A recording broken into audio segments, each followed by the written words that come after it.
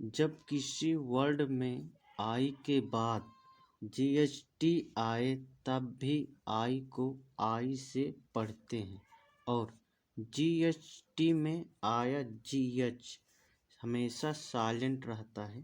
जैसे यहाँ पर देखिए NIGHT, यहाँ पर जीएचटी में जो जीएच आया है ये साइलेंट रहेगा। जैसे यहाँ पर किसी भी वर्ड में आई के बाद जीएचटी आए तब भी आई को हम आई से पढ़े हैं। तो आ की मात्रा इस प्रकार होती है और यहाँ पर एन है यानी कि यहाँ पर ना होगा और आई को मैं आई से पढ़ा तो आ की मात्रा इस प्रकार है। आ की मात्रा हम ना में लगाएंगे। अब ई को हम यहाँ लिखेंगे और जी एच साइलेंट रहता है और यहाँ पे क्या है टी है यानी कि यहाँ पर टार है। क्या लिख गया नाइट। 8वां को देखते हैं रूल। जब आई के बाद एनडी या एलडी आए तब भी आई को आई से पढ़ते हैं। आ की मात्रा इस प्रकार होती है। अब यहाँ पर देखिए यहाँ पर आई आया है, आई के बाद एन डी आया है, यहाँ भी आई आया है और आई के बाद एन डी आया है, यहाँ भी आई आया है, यहाँ आई के बाद एल डी आया है। तब भी हम आई को आई से ही पढ़ेंगे और आ की मात्रा इस प्रकार होती है। ये एफ है यानी कि फा है, यहाँ हम फा लिखेंगे और आ की मात्रा यहाँ पर हम लगाएंगे। और ये ई है, ई को हम यहाँ लिखेंगे और यहाँ पर एन डी है। ये एन का मतलब होता है आधा ना और डी का मतलब होता है ड फाइंड। हम इस पर वीडियो बनाएंगे जब आधा पढ़ा गया, पूरा नहीं पढ़ा गया है, इसको भी मैं बताऊंगा। इसको देखिए ये सी एच है यानी कि चा रहेगा और आ की मात्रा चा में लगाएंगे हम और आई एल डी यानी आई को हम आई से पढ़े थे, आ की मात्रा इसमें लगा दी। ई को यहाँ लिखेंगे और एल को मैं आधा ला मानूंगा और डी है तो यहाँ पर डा रहेगा। एल का मतलब आधा ला। क्या लिख गया चाइल्ड।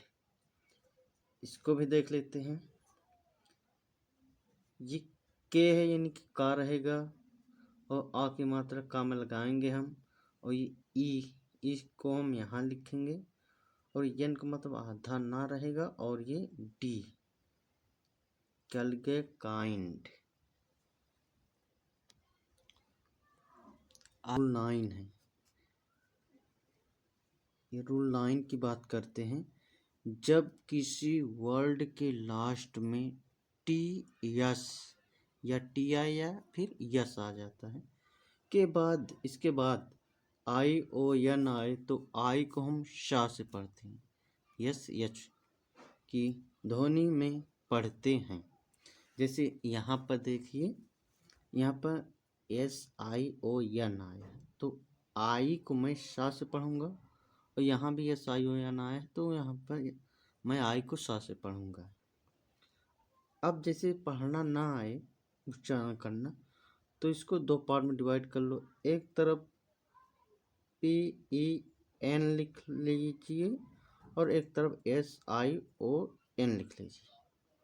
अब मैं जब ई के उच्चारण के नियम बता रहा था तो पहला नियम था कि दो कॉन्सोनेंट के बीच में ई आए तो ई को हम ए से पढ़ते हैं और ए की मात्रा इस प्रकार की होती है।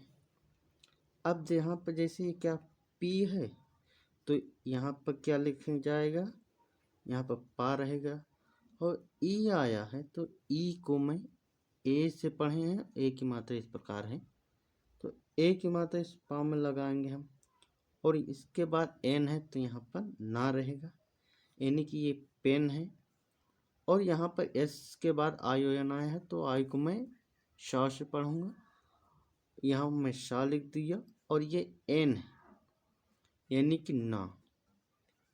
तो इन दोनों को मिलाकर जो शब्द बन रहा है पेन पेंशन, ठीक। आप इसको कमेंट में कर सकते हैं। मैं ऑलरेडी ई के नियम कराए हैं, आप पहले उसको देखिए, फिर आप इसको यहाँ पर आकर देखिए।